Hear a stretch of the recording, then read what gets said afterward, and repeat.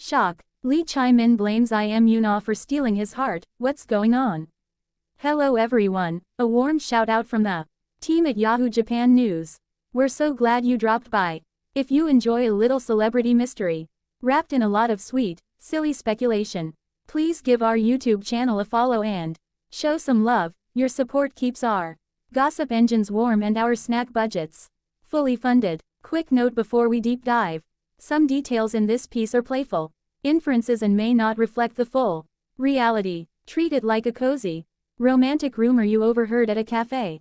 Delightful, but not necessarily legally binding. You know when someone says they remember a meal, and you think, okay, they're hungry.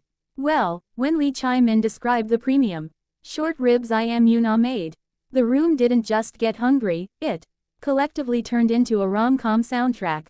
During a recent interview, the usually composed actor admitted he'd been on a short 5-day diet for a photo shoot. He said that, despite all the restraint, the most unforgettable thing he ate during that period was the premium short ribs Yoon-ah prepared, the very same meal he enjoyed during the showdown with the noodles. On the surface, that sounds like an innocent foodie anecdote, but if you cock an ear and tilt your heart ever so slightly, it's not just about flavor. It's about the tiny, incandescent ways people make ordinary things extraordinary. A dish isn't merely a combination of meat and spice, sometimes it's a courier of warmth, a small ceremony of care. And Lee Chae-min didn't just describe rib texture or umami balance, he recalled something that tasted like memory.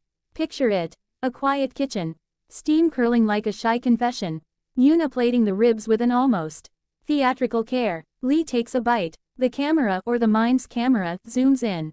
There's a smile that's not quite rehearsed, and a silence that says more than 1,000 scripted lines, the kind of silence rom-com writers chase with the desperation of people who missed their morning coffee.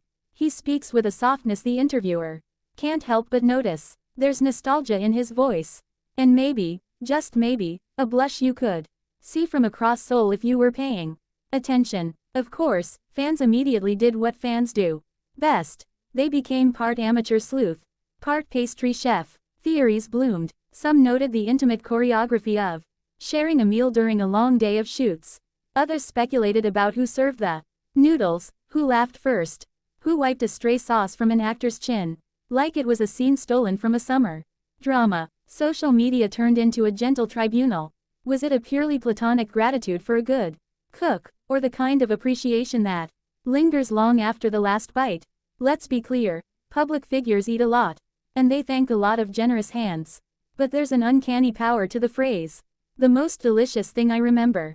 That's not a technical review. That's a bookmark on a map of feeling. It implies a moment lodged in the chest that refuses to file under miscellaneous. A meal that tastes like comfort, like someone saying, without words, I care about you enough to make this.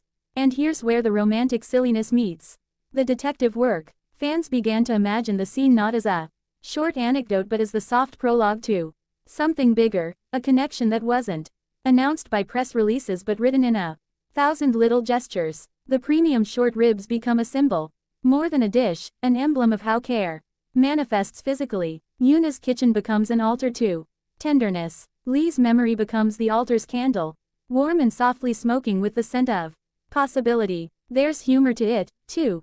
Think of the hypothetical turned meme of food critic with a magnifying glass, tracing the precise moment a forkful of short rib transmogrified into a single decisive heart steal, or the head-scratching stylist who realizes the photoshoot diet might have been a noble, if futile, attempt to be worthy of a home-cooked masterpiece. Fan edit armies began stitching together snippets, slow-mo frames, and captions that read like tiny love letters. If rom-coms had casting directors based on who makes the best short ribs, ratings would go through the roof. But beyond the giggles and gifs is the quieter, sweeter observation. Human beings anchor emotion to touchpoints, and food is one of the easiest anchors. We remember who laughed while we ate, who fed us during a late night, whose soup we found ourselves craving in a strange city. Lee's remark, simple, tender, easily glossed as just food talk, hints at a human truth. To be cared for by someone who displays thought and effort is to be seen. And being seen can, in the unassuming way Only real life knows how, become affection. Still, let's play a responsible chorus of, maybe, this could be nothing more than admiration, an actor praising a colleague's culinary skills and recalling a memorable moment, or, depending on how conspiratorial your heart is feeling, it could be the first chapter of a story where small kindnesses grow into big feelings. Either way, the image is irresistible. Two people, a plate of premium short ribs, a bowl of noodles, and the faint electricity of something not yet named. So what do fans do next? They knit narratives out of crumbs. They create gentle fan art of a table for two. They compose imaginary menu cards with titles like, short ribs a la serendipity. They Photoshop candid smiles until the light looks like an editorial. It's playful, it's affectionate. Mostly, it's a communal ritual where a delicious meal becomes the shared myth for a fanbase that loves to hope and loves to craft stories that sit on the pleasant side of plausible. But let's return to Lee's voice.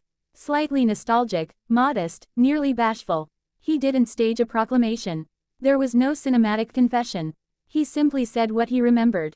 That's the point. Often, the most honest admissions aren't loudly declared, they're quietly confessed in an interview when someone asks a throwaway question about food. In that quiet, we catch glimpses of people as they actually are, people who appreciate good cooking, who notice care, who tuck little memories into the pockets of their minds. For those of us watching from the sidelines, that's more than content, it's a reminder that romance is frequently less about grand gestures and more about the small, repeated attentions, a bowl warmed by hands that know your preference, a plate arranged with a smile, someone passing the noodles with their eyes meeting yours. You don't need a dramatic crescendo to feel a crescendo in your chest. Sometimes a well-cooked rib will do.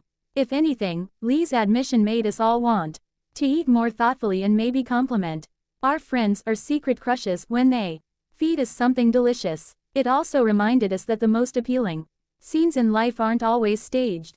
They happen when a person is simply being thoughtful, and if that thoughtfulness coats a bite of premium short rib in extra meaning, who are we to complain?